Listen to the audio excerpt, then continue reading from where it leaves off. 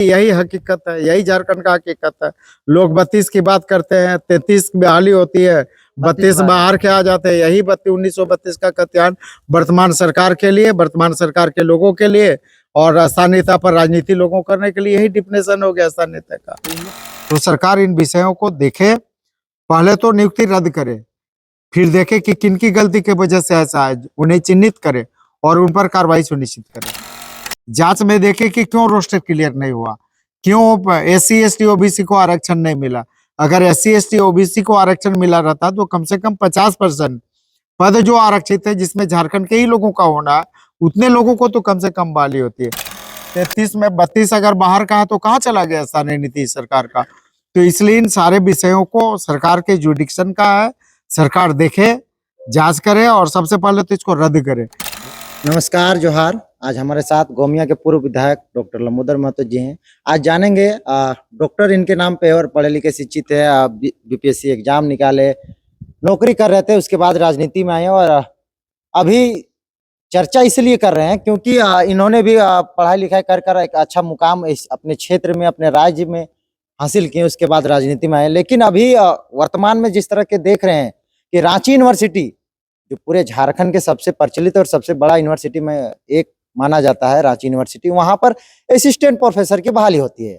हिंदी विभाग में बहाली लगभग टोटल 33 असिस्टेंट प्रोफेसर की हुई है, उसमें से मात्र एक ही झारखंडी को हुआ। लेकिन रांची यूनिवर्सिटी जो नाम का सिर्फ झारखंड में और रांची का नाम दिया गया, प्रोफेसर बाहर के सब यहाँ पर बहाली हो रही है। जानेंगे कि क्या झारखंड में आप जब झारखंड अलग नहीं हुआ था तब के पढ़ाई लिखाई कर BPSC निकाले और यहाँ अभी पढ़ाई में इतना लोग असफल रहे हैं कि एक असिस्टेंट प्रोफेसर की बहाली में सक्षम नहीं हो पा रहे हैं।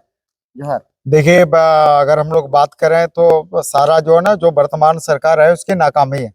वर्तमान सरकार और उसका उच्च एवं तकनीकी शिक्षा विभाग, जिसको ये सारी चीजें देखना है, यूनिवर्सिटी को देखना है। कोई भी यूनिवर्सिटी नियम कानून से या सरकार से बड़ा नहीं है। हर यूनिवर्सिटी को, हर संस्था को नियम के दायरे में चलना पड़ता है। और जैसा कि अभी अखबारों के माध्यम से, आप लोग के माध्यम से ये जानकारी हुई है कि हिंदी डिपार्टमेंट में जो 33 असिस्टेंट प्रोफेसर की बहाली है, वो इसमें 32 बाहर के लोग हैं, सिर्फ एक ही झारखंड का।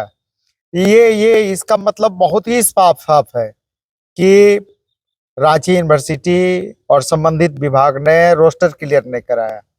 अगर रोस्टर क्लियर कराएगा तो निश्चित रूप से 50% जो आरक्षित पद है, जिसमें सिर्फ राज्य के ही लोग की बहाली हो सकती है, 26% अनुसूचित जनजाति का, 10% अनुसूचित जाति का और 14%, 8% BC1 और 8%, 6% BC2 का।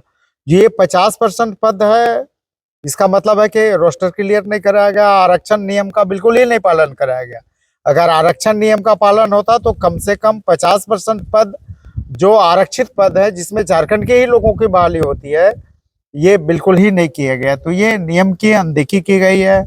दूसरा, जो वर्तमान सरकार है, ये तो 1932 करते करते करते करते और पता नहीं कहाँ पर चली जाएगी, कहाँ पर रुकेगी, क्या करेगी, इस पर सब मौन है। बिल्कुल बिल्कुल। इस तो वर्तमान सरकार का नीति और नियत में पूरी तरह से खोट है, कहती कुछ है, करती कुछ है।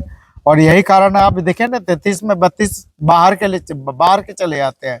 तो कहाँ 1932 का खतियान चला गया, कहाँ झारखंडी लोग चले गए, कैसे झारखंडी लोगों के हितों की रक्षा होगी।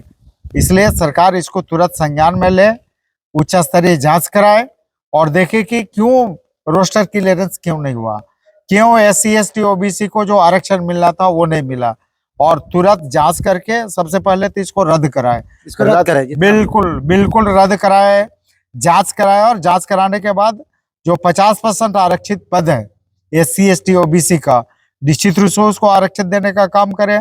और ये सरकार तो 32 की बात करती है, स्थानीयता की बात करती है, तो निश्चित रूप से ढोंग है। तो सरकार चाहे कि भाई क्यों, कहाँ 33 में 32 अगर बाहर का है तो कहाँ चला गया स्थानीय नीतीश सरकार का।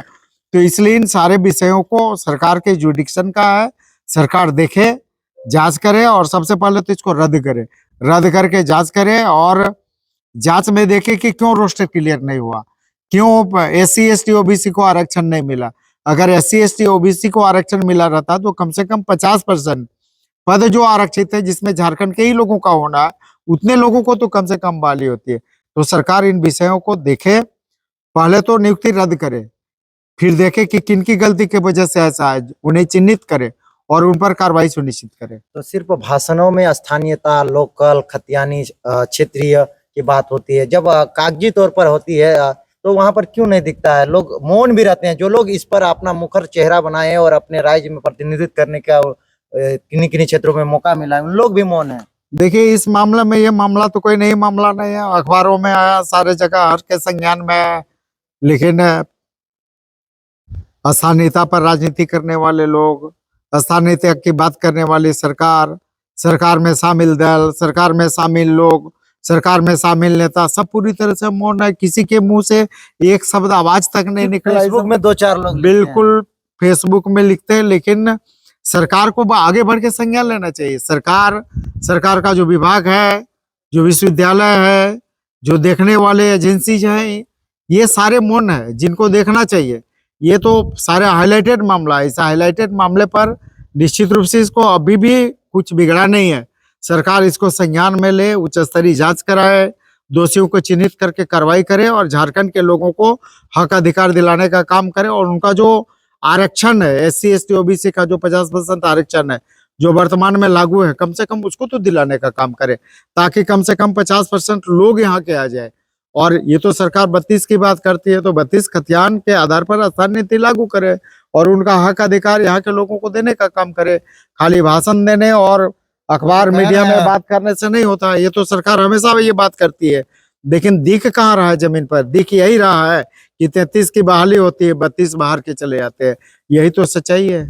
मतलब 32 के खतियान की बात होती है और 33 का बहाली होता है और उसमें 32 को ही बाहर घुसाया जाता है। बिल्कुल और ये बिल्कुल, झारखंड है। यही हकीकत है, यही झारखंड का हकीकत है। लोग 32 की बात करते हैं, 33 की बहाली होती है, 32 बाहर के आ जाते हैं। यही 1932 का खतियान वर्तमान सरकार के लिए, वर्तमान सरकार के लोगों के लिए और स्थानीयता पर राजनीति लोगों करने के लिए यही डिफिनेशन हो गया स्थानीयता का। तो इन लोग क्या एग्जाम निकाल के आए हैं कि फिर सीट का बेच के इस तरह का हुआ है? नहीं, ये कहीं न कहीं गड़बड़ी हुई है, कहीं न कहीं अनियमितता हुई है, कहीं न कहीं लेन देन हुआ है। अगर नहीं होता है तो 33 असिस्टेंट प्रोफेसर की बहाली होगी और रोस्टर क्लियरेंस नहीं होगा, लोगों को आरक्षित पद, आरक्षण नहीं मिलेगा। इससे बड़ा दुर्भाग्य क्या हो सकता है? तो इसके लिए आप क्या कहना चाहेंगे? निश्चित रूप से अभी विधानसभा का सत्र है। विधानसभा में हमारे पार्टी के जो विधायक है, उनके द्वारा ये आवाज उठेगी। विधानसभा में भी आवाज निश्चित रूप से हम अपने पार्टी के विधायक के द्वारा इस मामले को लेकर विधानसभा जाएंगे, विधानसभा में ये आवाज उठेगी। समय देने के लिए बहुत धन्यवाद।